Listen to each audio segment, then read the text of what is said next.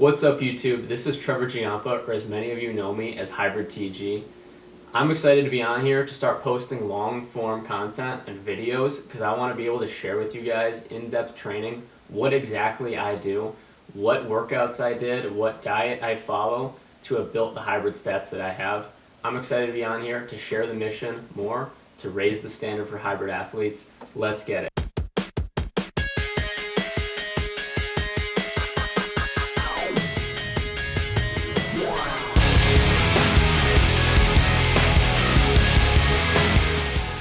So the vision with this channel here, at least for now, is just to be informal, talking to the camera, telling you guys about what kind of training I follow, what my current philosophy is with training.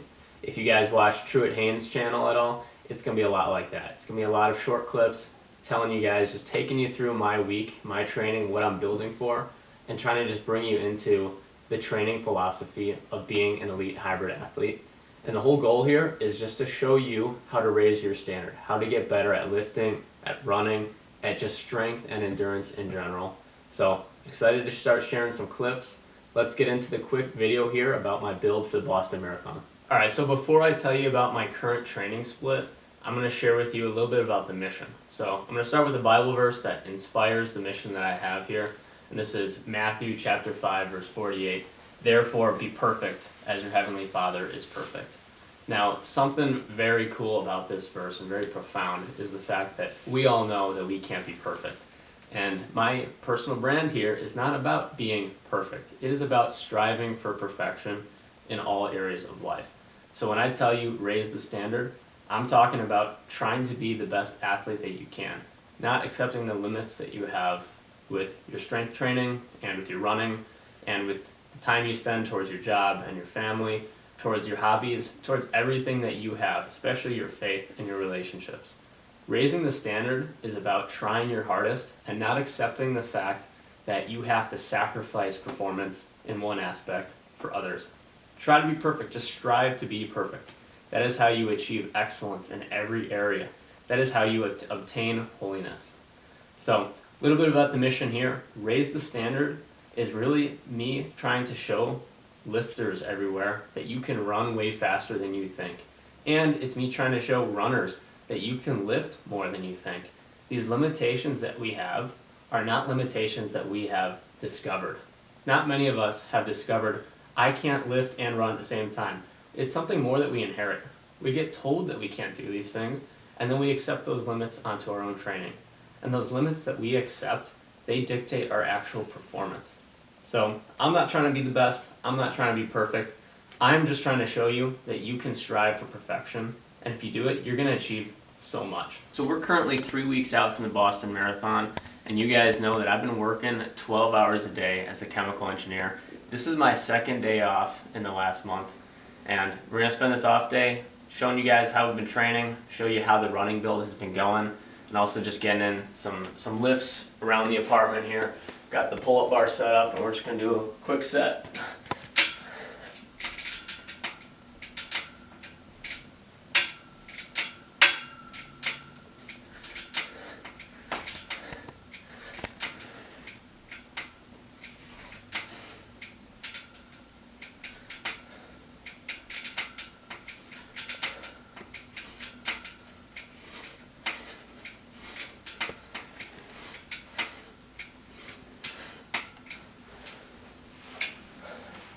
Quick set of 20. This is a method I do for calisthenics movements, push-ups, pull-ups. It's called Grease the Groove. You just do sub-maximal sets throughout the day. So the idea is it just makes you better at the skill of pull-ups. So quick introduction to the apartment gym I got going here. Got the pull-up bar set up. Got some weights. Got a weighted belt, do weighted pull-ups, weighted push-ups, or whatever I feel like doing. Random weights, check this out. Not sponsored, this is just something I picked up from Menards. This is a tent sauna, more like a steam room. Show you guys. This is how you get some extra just free cardio.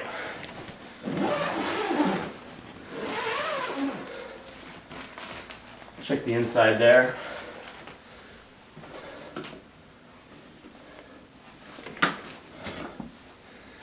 this is what we do. Just end of the night, go into the sauna, in your living room, wherever you want, just get some free cardio, get the heart rate up, get some zone 2. Can't also forget the ice bath. Fill up a little tub. We got Illinois winters out here. It's been 20, 30 degrees. Fill it up with water, break the ice, and spending some time out here. All right, now getting into the actual training. How has it been going? Since the start of the year, I checked Strava and I've run 904 miles. Now, this is all my build for the Boston Marathon, which is on April 21st. And during this build of mileage, I built my mileage up to 104 miles a week while also getting in the gym almost daily. I built my bench up to probably somewhere close to 350 pounds.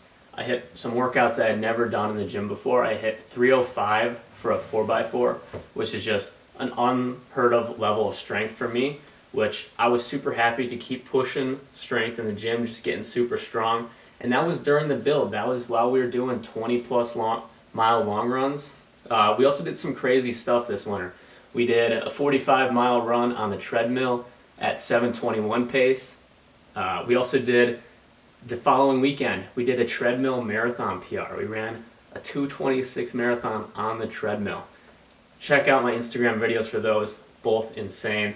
It's been a lot for recovery, so we've been trying to make sure we've been sleeping well, eating good foods, and of course, not accepting weakness, choosing the fact that it's gonna hurt, it's gonna be hard, and just being grateful to train hard every single day this winter. So you might be wondering, what is the goal here? 350-pound bench, sub 230 marathon? Well, I've been advertising the standard that I'm trying to hit sometime in the next year or two, which would be a sub 230 marathon, and then on the same day benching 4 plates, 405. Now, am I gonna get there this spring? I would say probably not, because with the work schedule that I've had, I really haven't been able to lift very much. I do feel that the marathon will be there, but the bench is going to have to take some time. We're going to have to keep stacking lifts in the gym, especially getting in the gym a lot this summer to try to really build some strength. Now, the sub 230 marathon, you might be thinking, oh, I got that in the bag because I ran that 226. Well, I don't think the treadmill marathon really counts. What do you guys think? Let me know in the comments. Does a treadmill marathon run faster than a road marathon? I would say it would.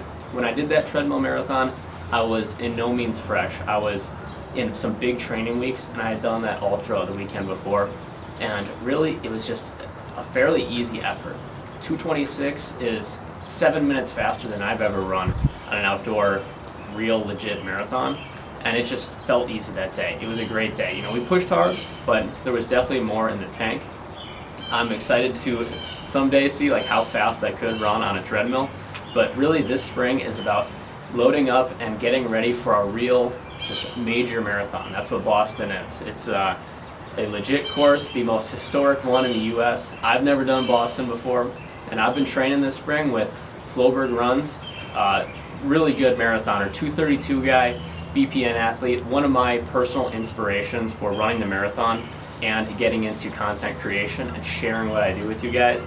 So make sure to subscribe to him on YouTube as well.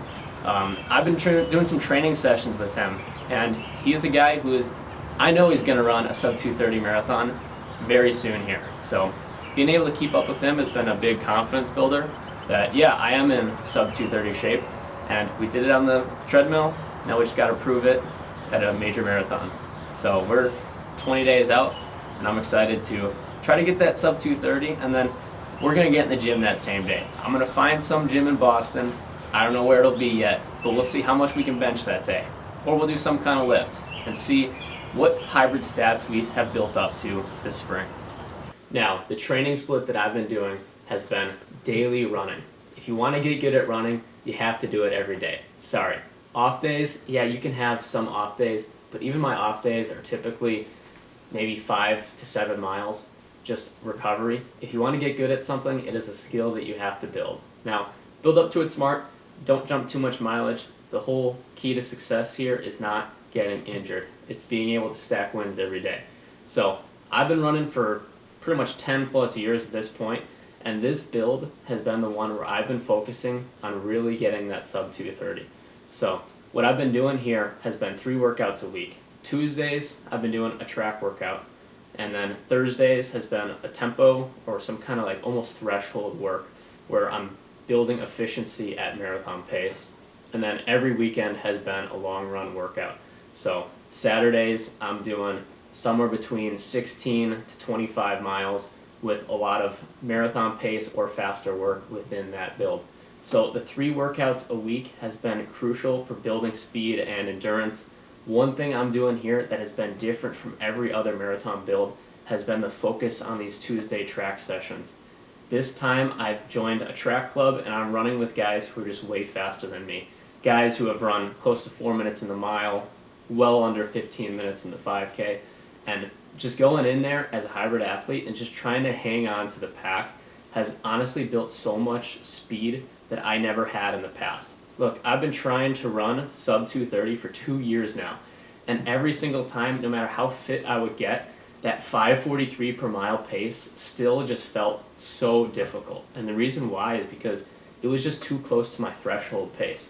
So that when I went out in a marathon and I was hitting some upper 530s, I was just playing with fire, riding right on the edge of my threshold and building lactic acid.